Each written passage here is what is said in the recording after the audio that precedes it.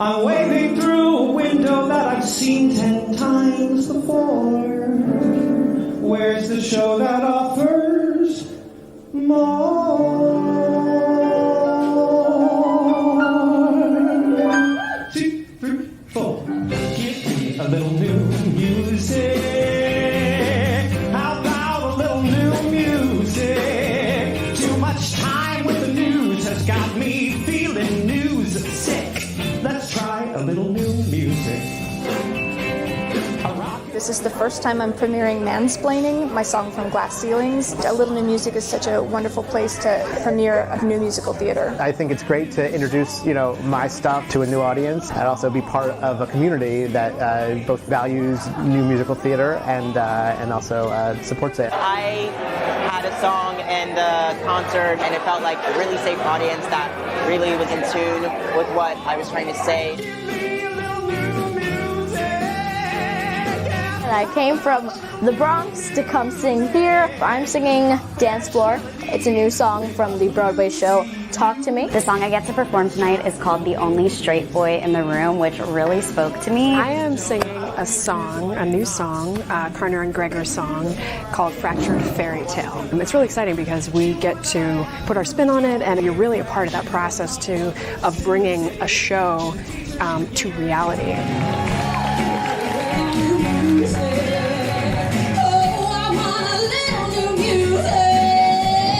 Best talent in town, the best writers around the globe. It's not a casual cabaret, it's a highly produced concert. This is my first time seeing A Little New Music.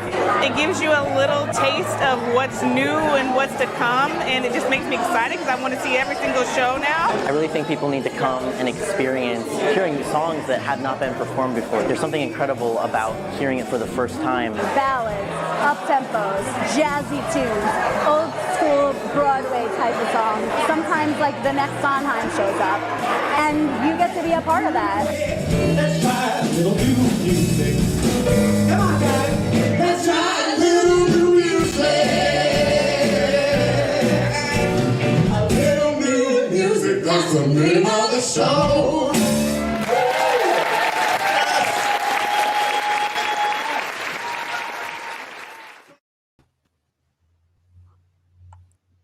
Good evening, folks. Welcome to A Little New Music Spotlight Series. My name is Keela. I'm one of our volunteer producers. So since 2013, A Little New Music has presented many fast-paced hours of new and unheard musical theater, featuring over 150 writers and writing teams. And we're so thrilled to have you back with us here tonight. Hi, Keela, and happy 420, everyone. What a day it has been. You got them. Hello to everyone here with us tonight. Thank you for being with us. My name is Luke. I'm also one of our producers. I'm also vaccinated. If you haven't got vaccinated yet, get your shots. Get her done, y'all. Well, we're about to welcome tonight's featured guest, but first we do want to remind you that A Little New Music relies on your support to compensate our writers and performers. We are an all-volunteer effort here, so when you can, please scan the QR code and make a contribution. Right there in the lower right-hand corner of the screen. And until we can all be together in person again, which hopefully will be soon, we rely on your online contributions to keep bringing you these virtual shows. So we also want to thank two organizations who are helping us keep the lights on, the ASCAP Foundation and New Musicals Incorporated. I just saw my buddy Bailey Bircham out there. Shout out, brother. Okay, since we are live, see, we're live. I just proved it. In a few minutes, we're going to take some of your questions to ask our writer, and get ready to type those in the chat. You never know, your question may be asked live. All right, Keela, I think we've had enough of the introductions. Let's bring on our guest. Tonight, we are so happy to have with us Katya Stanislavskaya.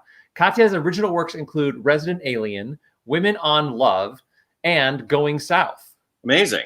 So, and her works have been performed by Malcolm Getz of Caroline in the City fame, Amy Justman, Anika Larson, Grace McLean, Teresa McCarthy of Floyd Collins fame, wow, Taylor Trench of Hello Dolly fame, Wesley Taylor of, I believe he was in SpongeBob, and Karen Ziemba, who has done basically everything. That's awesome. Let's welcome Katya to the show. Katya, come out, take a bow. Hello, everybody. Good evening. And здравствуйте, Katya. Здравствуйте. It's great to have you here with us. So let's just start right off the bat with a question. What do you like most about writing music? So I write both music and lyrics sometimes at the same time. And as you can probably tell from my name and accent, I call myself an English language learner. And so when I first arrived here at age 12, it took me some time to really learn how to communicate with what I love to communicate with, which is humor, irony, and snark and pop culture references. And once I overcame those hurdles, I went to writing because something about songwriting organizes your thoughts and it distills and kind of crystallizes the point. And then the music adds an emotional punch and subtext. And so basically I crave communication, but I fear confrontation. So songs are great because you can perform them and nobody can say anything back to you. They can just laugh and clap. I love it. I love it. Katya, your songs, I Speak Music and Jess's Proposal have both appeared on the A Little Music stage back when we had a stage and people could perform in a room with other people sitting there and clapping and laughing. And get this, while you can find videos of many of our performances online, for our audience tonight, this is going to be the first time that anyone gets to see the video from I Speak Music. So Katya, before we get to see some highlights from these two songs, can you tell us a little about them before we see these highlights? All right. So I Speak Music, the first song, is the Act 1 finale of my musical Resident Alien, but it was actually the first song I wrote for the show. So Resident Alien is a very slightly autobiographical story of a family that emigrated from the Soviet Union to the US in the 1990s. And it's basically about how immigration fractures the family. So the mother, the main character, her name is Sveta. She's a classical pianist. She's been doing some menial jobs like many immigrants. And she finally decides in this scene to start pursuing her real career, which is piano. And so in the song, she travels from gig to gig and she has to learn all these new musical languages like ballet, musical theater, and how to play for a church service. And along the way, she realizes that she has learned English. And then the second song we're doing, should I talk about that, Luke? Say a couple quick words about that too. Yeah. Sure. So Jess's Proposal happens very early in the musical Going South. You don't need to know a lot. The musical is about some really outrageous laws that exist in today's American South, and it includes discrimination based on sexual orientation, which is what ultimately happens to these two characters. But you're seeing them for the first time. All you need to know is that they are from a big city somewhere in the north, and they're moving to North Carolina, and they're packing, and then the character named Jess pulls a ring out as they're packing. All right, let's check them out. Just watch the dancers and la la la la la. More lift, please. La la la la la. Speak bal music. She is speaking ballet. When she shows me the moves, I translate that to play for Tombe. On the bouquet, just say, I speak from the Jean and Fandou. The best. I speak ballet and a little French. Merci beaucoup. You have great time. Oh yes, great time. I enjoy. No, I mean you are great at keeping time. La la la la la. What are you playing over there, Swan Lake? No, he says dance break. What's that say? Swing. Swing. You're playing it straight. How is straight? You gotta swing your eighth notes like this. Do da do be do wah. I speak show tunes. I speak safely and vamp. I speak all through the night. I speak lady as tramp. Mountain mix, hill and low. I speak shuffle off the buffalo and stop time and strut and soft shoe. I speak show tunes and I'm inside the pocket. Do ba do ba do ba do ba do ba do wah. I can put you on my plan as my legal wedded spouse. We can use my credit history when we buy our mountain house. You can frame us on your laptop on our awesome pimped out deck. And when we pay the mortgage, our names are on the check. Besides, married filing jointly has a nice ring to it, so please take the ring and say yes. Okay, let me just think for a second. We can hyphenate our names. Either order is okay, as to not confuse the teachers when we join the PTA. Wait, what? Oh, we can homeschool if you want to. I'll do English, you take math. Raising happy free-range children on our backyard mountain path. More than one. The Olsen Dombrowski's has a nice ring to it, so please take a ring and say yes. This is bigger than us. Think of the queer young kids in the South. We know that their troubles are ample. What better way of helping them out than leading by example? Let's be that power couple, stronger by the hour couple, who has the gall to have it all. Let's complete this circle, baby, I repeat this circle. Round your finger means you're here for the long haul. Keep going, keep going. I know. Yeah. And for our audience, when Chastity and Alyssa were performing that, they were engaged and now they are actually married, which is fantastic. So before we ask some of our questions, I want to remind our audience, don't forget to type your questions in the live chat now. And Katya, I also want to remind you that I also speak show tunes. So I bet. Katya, so let's just keep it going. What stories are you most interested in? How stories find you?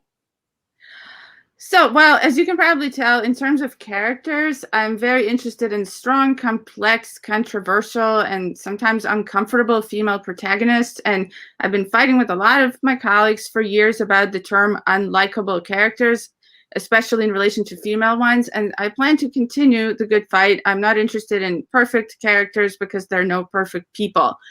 And then in terms of story, as an audience member and music director, I'm drawn to musicals that serve as sort of historic time capsules. They're kind of like essentially warnings to all of us to keep history from repeating itself. And so examples include Fiddler, Cabaret, Falsettos, Parade, and so many more. And so that's the kind of musicals that I want to write. I want the audience to get a visceral experience of a piece of history, be it about immigration or discrimination or poverty, which is something I'm working on now. And I want them to leave the theater wanting these things to stop happening or to never happen again. That's awesome, Katya. I freaking love that. And so, you're talking about, we have you here as a writer, but, you are a composer, a lyricist, a librettist, a musical director, an educator. That's a lot of hats. Do you have a particular love for any one of those things, or something you enjoy most, or how do all those things fit together for you? I would say at this stage of my life, they're so completely intertwined that I couldn't pick one. When I'm teaching my students, I'm also learning from them. When I'm music directing, which is teaching essentially, especially when I music direct new works, I learn so much about writing, what works, what doesn't work, how to work with others. When I write, I learn about aspects of music directing and teaching. And so, but all of these things have one thing in common, is that they're all about collaboration and compromise. And that's why I do all of them and love all of them. Wow, fantastic. So now, if you don't mind, we'd love to know where you were born, when you moved to the US, and how your background as an immigrant informs your experience in this very uniquely American art form of musical theater. Well, I've been thinking about this, and I'm certainly not the first Russian Jewish immigrant to go into musical theater. I'm in very good company with Irving Berlin and the Gershwin brothers and a lot more. So I was born in the Ukraine, but I speak Russian. It was part of the USSR at the time. So I emigrated in 7th grade when I was 12. And if you want to know more about the trauma of being an adolescent and an immigrant at the same time, listen to Resident Alien, because that's what it's all about. And so, like many Russian folks, I was on the straight and narrow path of classical piano from age 7 till about my mid-20s. But when I was in high school, shout out Cherry Hill West in New Jersey. I have some friends from here. So they placed me in a pit orchestra because I was a pianist. And then this became my passion, a secret one at first. And then it became my very out in the open passion. And to be honest, the fact that I met my real American friends, who are still my friends to this day, in that first pit orchestra was a huge reason that I went into musical theater. I found my my group, my crowd, and I just wanted to stay with my crowd forever. So here we are. I love it. So I think we just got a shout out there from one of your Cherry Hill West folks. Yep. That's pretty cool. So we are all about new musical theater here at A Little New Music. And so, folks, we're going to take your questions after we get another opportunity here to see something else that you've put together. But this is actually the first time anyone's going to see this, right, Katya? Yep. So we're going to watch something you just wrote. Could you tell us a little bit about this song? And then once we've seen this, we'll talk a little bit about this, talk a little more with Katya, and then we'll take your questions. So I've been writing a lot of standalone songs during the pandemic. So this is not from a project. It's just, the cheese stands alone. I just wrote this a few weeks ago. And something I've been thinking about a lot is I love how this young generation today is so open and educated about mental health and understanding mental health and how to get help. And there's some really wonderful and sincere and moving songs about this subject. But being the kind of person that I am, which is a snarky person, I wanted to show a flip side of this. I wanted to show how and why some people are reluctant or unable to get help, and how sometimes very well-intentioned external powers stigmatize mental health so much that people don't get help. So I wanted to show kind of a somewhat humorous version of that. Okay, let's check it out. Hi, it's me. Listen, Mom told me your news, and dude, can I just say psychology? Apologies if I misspeak, but psychology is like astrology, a pseudoscience for the weak. Talk therapy is for lonely souls without friends or family. But you're never short on support, so why would you think that a shrink is better than talking to me? 180 an hour is cash you don't have to spare. Take that money instead and invest in your head by fixing that nest you call hair. I'm your loving sister, whose services are free. So forget show and tell, I know you so well, so talk to me. Let's get straight to healing. There's no need to dissect the before. Layers don't need peeling. Since the day you were born, I've seen straight to your core. So why are you airing dirty laundry? A stranger can betray. But I'm just secure as a vault. I'm discreet to a fault. I mean, who do I talk to? Just Mom twice a day. Let's keep it in the family. No external referee. There's no crap to discuss on the subject of us, so might as well talk to me. Let's get straight to healing. I know all your obsessions and fears. Waste no time revealing that you're not Daddy's favorite. I've known it for years, all these years. So take my loving feedback. There's no eggshell on which I won't tread. I don't need to be Freud to know you're paranoid and your problems are all in your head. My niche understanding is worth more than a fancy degree. Loving you is my profession. I will fix you in one session. Don't just sit there and bawl. Make one life-saving call and talk. Please talk to me. Well, oh, time's up.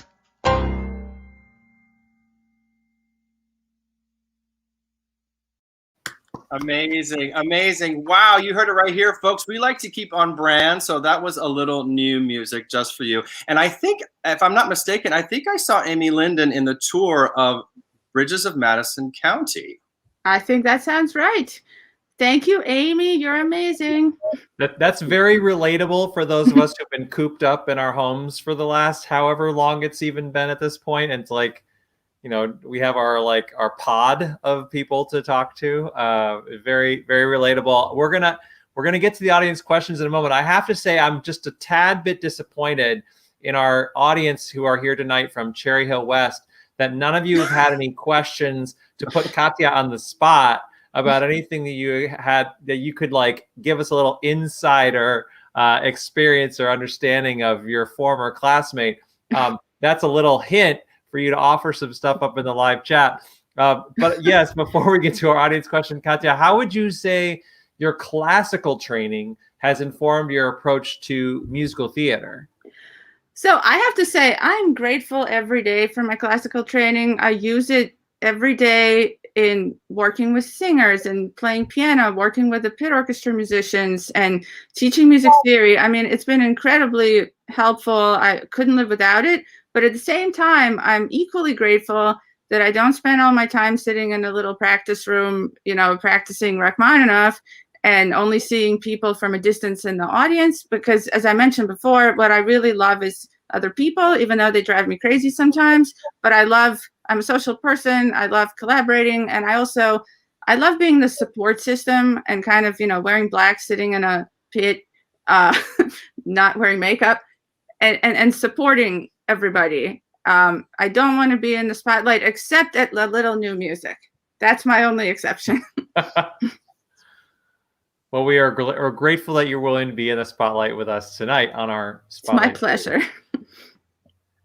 Any audience questions out there? I think we have a few. So Chris Baldwin asks, Katya, you mentioned you enjoy collaborations. Do you have a favorite collaborator you enjoy working with? So I have to be honest, I haven't collaborated as a writer in a long time because I live in the suburbs and I'm a mom and a professor, so nobody can deal with my weird schedule. But the people I collaborate with most are now directors, whether I'm music directing or writing. And so I have wonderful colleagues here at the university where I teach at SUNY New Paltz.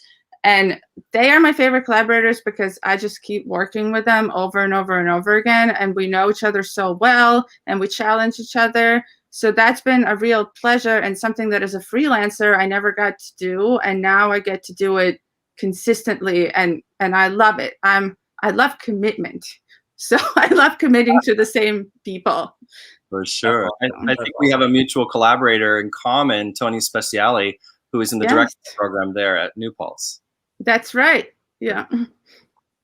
So Benjamin asks, hi, Katya. What did the process of writing Going South teach you that you wouldn't have been able to learn doing anything else?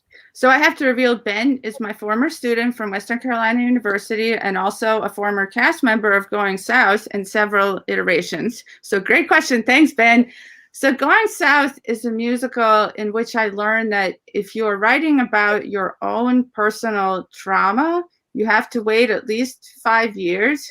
Otherwise, it's too close, and basically writing it kind of destroys you. When I was writing Resident Alien, it wasn't really all that autobiographical, and it was 20 years, over 20 years after the fact. So it was safe for me to work on this. With Going South, one of the court cases discussed in the show actually had to do with me and my experience, and it was so recent that I just kind of became paralyzed and couldn't work on that show anymore and had to put it aside. And I hope to return to it because I really like the song that we presented earlier today, and I really love those characters that have nothing to do with me.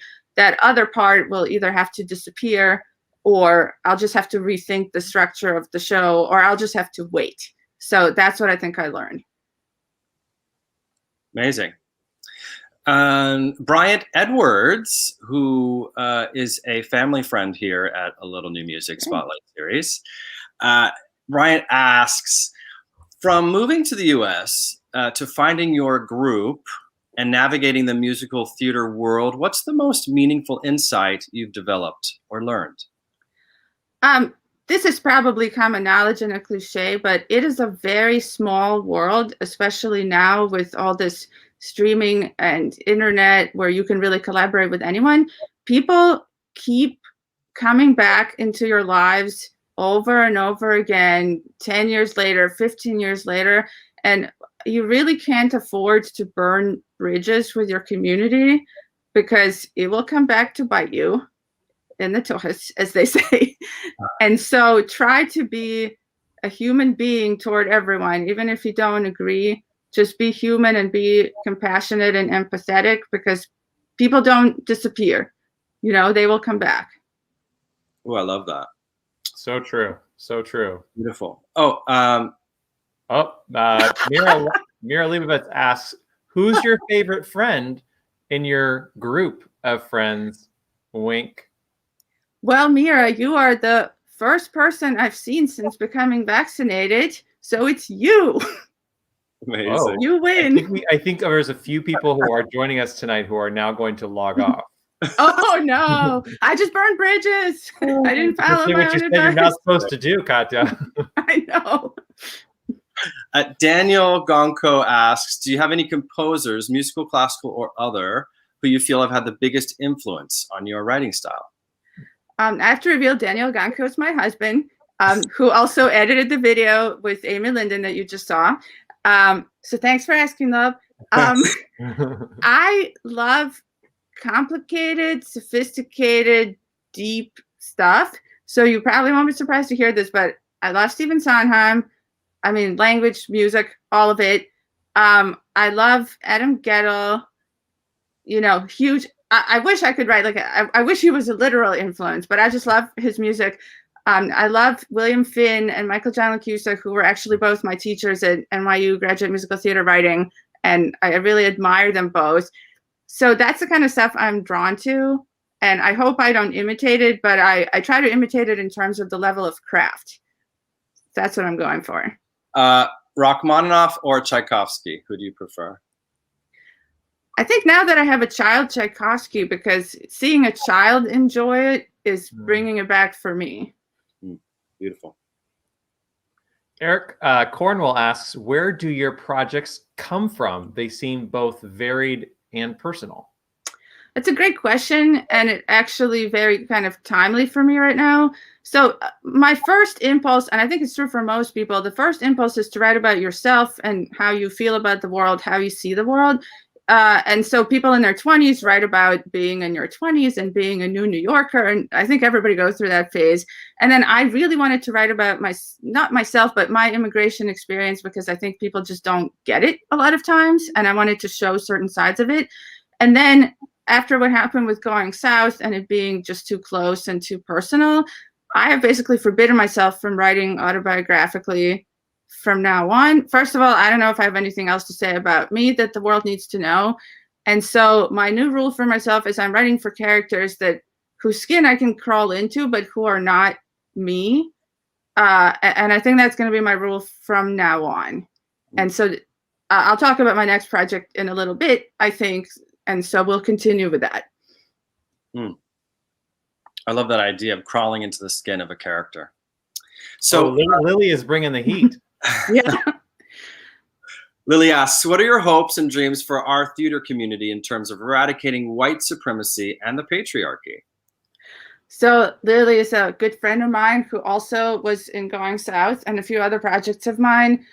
I mean, part of me feels that it's not my place as a very pale person to talk about it, but I would like to talk about women in musical theater. I'm part of a great group called Maestra Music. It's led by Georgia Stitt, who is a music director and composer herself.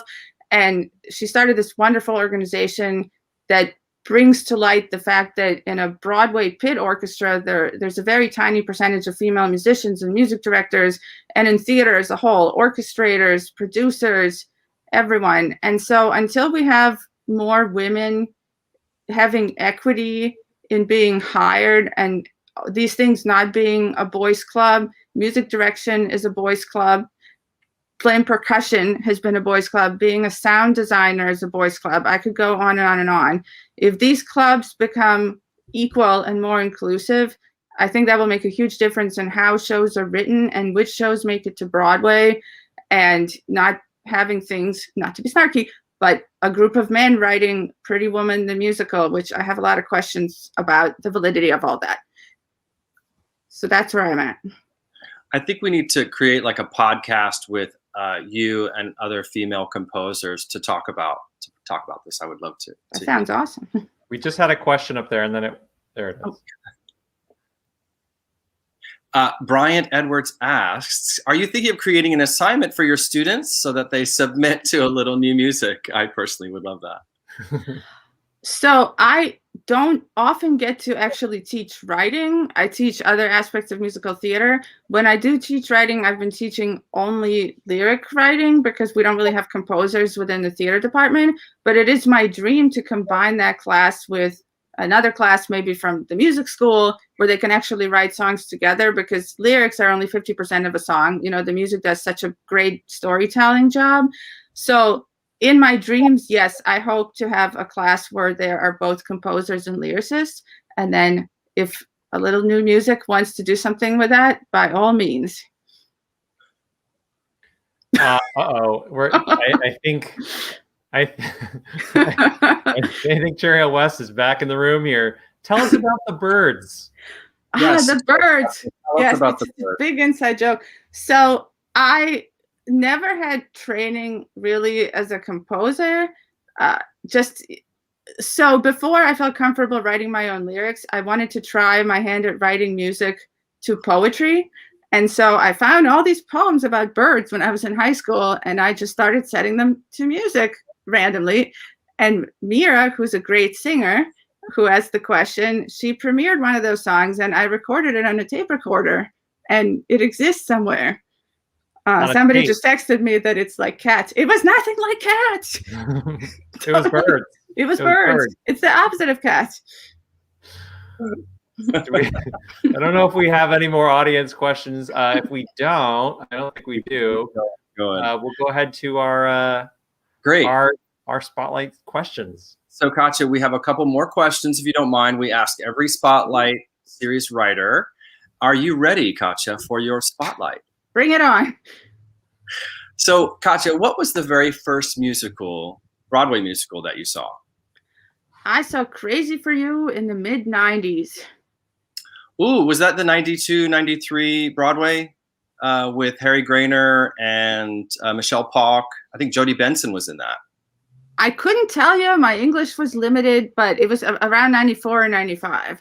Okay, great. So it was probably just like a revival or replacement cast for sure. Amazing. Hey, Keela, where did that come from? We did not rehearse that, y'all. Katya, come on, Jodie Benson. We all know who Jodie Benson is, right? Yeah. So Katya, the second question we have for you is, who would you go drop everything to go see perform live? And they could be with us or not be with us. So I've already dropped everything to see her live, but I want to see her again. And it's Stephanie J. Block. I saw her in Falsettos, and it's one of my favorite shows. And I love that character, and I love Stephanie. And I didn't get to see her in the Cher show. So I just want to see her again. How about, did you get a chance to see her in The Mystery of Edwin Drood? No, I've never seen Drood. I wanted to see that as well. Yeah, I saw Stephanie J. Block in 9 to 5, which many people don't realize was a Broadway musical. I knew it. Okay, great. So our last question, Katya, is who is going to play you in the musical theater version of your life?